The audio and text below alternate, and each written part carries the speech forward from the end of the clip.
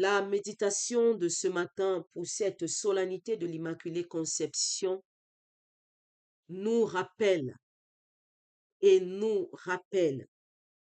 nous avons été immaculés, rendus immaculés par notre baptême. Marie, notre mère, est née immaculée. Nous, par notre baptême, nous naissons immaculés par notre baptême. Le baptême enfante les enfants de Dieu et l'enfant de Dieu est immaculé. Donc, comme Marie, nous avons aussi la possibilité, par notre vie de foi, d'obéissance à la parole et à la volonté de Dieu, de vaincre l'antique serpent, de sortir aussi victorieux de tous nos combats de l'antique serpent. Nous devons, comme Marie, préserver notre immaculé. Nous sommes rendus immaculés par notre baptême. Alors préservons cela, préservons cet état en évitant les œuvres du mal. En évitant les œuvres du mal. Marie a su se préserver. Elle a gardé son cœur immaculé. Malgré toutes les tentations, les douleurs qu'elle a traversées durant sa vie terrestre, Marie est comme nous, 100% humaine, faite de chair, d'os, de sang. Elle aussi, elle a connu la douleur. Elle a connu l'épreuve. Elle a connu la tentation. Elle a été tentée comme nous.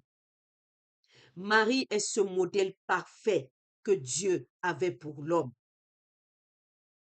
Et elle est l'image parfaite que Dieu avait prévue pour la créature humaine.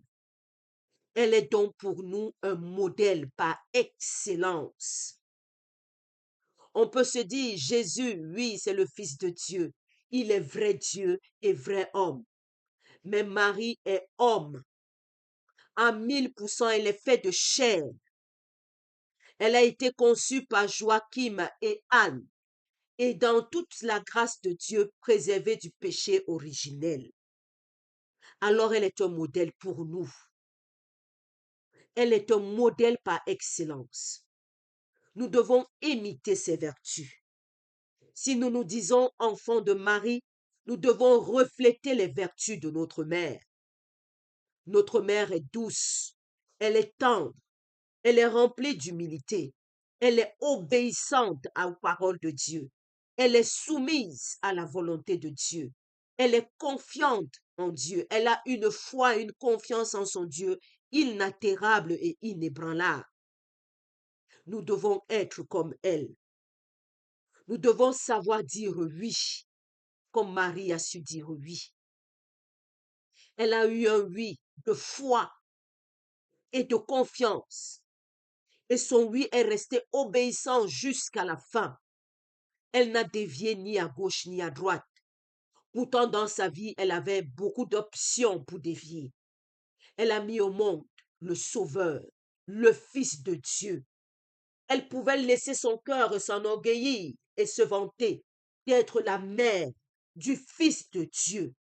Mais elle est restée toute humble. Elle s'est faite toute petite. Elle est restée derrière pour laisser son fils rayonner de la gloire de Dieu. Elle s'est fait silence pour laisser la voix de son fils retentir dans notre cœur. Elle pouvait se mettre en colère. Elle pouvait vivre la colère à la vue de toutes ces personnes qui ont condamné son fils, alors que c'est son fils qui les a guéris, il les a nourris, il a ressuscité leurs morts, il a fait tant de prodiges devant eux. Mais ce sont encore ces mêmes personnes qui l'ont condamné, qui l'ont flagellé, qui l'ont couronné d'épines, qui l'ont dépouillé de ses vêtements, qui l'ont cloué à la croix, qui ont ri, qui se sont moqués de lui. Ce sont ces mêmes personnes qui se moquaient de sa douleur, qui riaient de sa douleur. Marie pouvait entrer dans une colère noire pour défendre son fils. Elle pouvait crier vengeance pour son fils. Elle pouvait garder rancune, ouvrir des prisons de rancune pour toutes ces personnes qui ont condamné son fils, qui lui est venu leur faire du bien. Mais elle a gardé son cœur immaculé. Elle a versé des larmes, mais pas des larmes de colère. Elle a versé des larmes quand elle voit les enfants de Dieu se détourner du Christ. Elle a versé des larmes d'amour. Des larmes d'amour. Ces larmes, c'est pour nous consoler que Marie les a versées. Pour nous appeler à la conversion que Marie les a versées. Elle est restée immaculée. Alors imitons notre mère. Apprenons à vaincre l'antique serpent, à ne pas succomber à sa ruse, à ne pas succomber à sa tentation. Il est flatteur.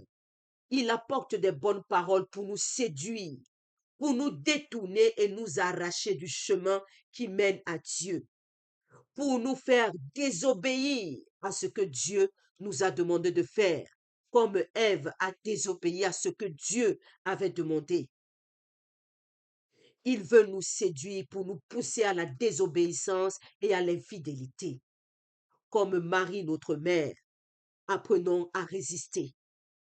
Résistons avec toute notre force, la force que Dieu nous donne, à la tentation. Et vivons humblement comme Marie. Soyons le reflet de l'amour de Dieu. Soyons le reflet de la tendresse de Dieu. Marie parfois est appelée la tendresse de Dieu parce qu'elle a su refléter cette tendresse de Dieu. Elle est restée toute tendre, douce et immaculée. Revivons et ravivons la grâce de notre baptême. Rappelons-nous les promesses de notre baptême, de rejeter le mal et ses œuvres. Vivons sous la base de cette promesse-là. Rejetons le mal et ses œuvres. Piétinons la tête du serpent, comme Dieu l'a dit. Il nous meurtrira le talon, mais nous aussi, nous lui meurtrirons sa tête. Piétinons la tête du serpent dans nos vies. Ne le laissons plus dominer dans notre vie. Ne le laissons plus avoir le dessus dans notre vie. Ne le laissons pas être le maître de notre vie. Posons des œuvres de bien. Même quand on nous fait du mal, répondons par le bien. Répondons par l'amour. Parce que l'amour crie toujours plus fort que le mal. L'amour véritable et non l'amour qui calcule. L'amour de Dieu, l'amour véritable, crie toujours plus fort que le mal. Alors reflétons les vertus de notre mère et soyons les vainqueurs sur l'antique serpent. Dominons-le. Dominons-le par une vie de prière et de méditation de la parole de Dieu. Dominons-le par une vie d'obéissance. Dominons-le par une vie de fidélité aux préceptes et aux commandements de Dieu.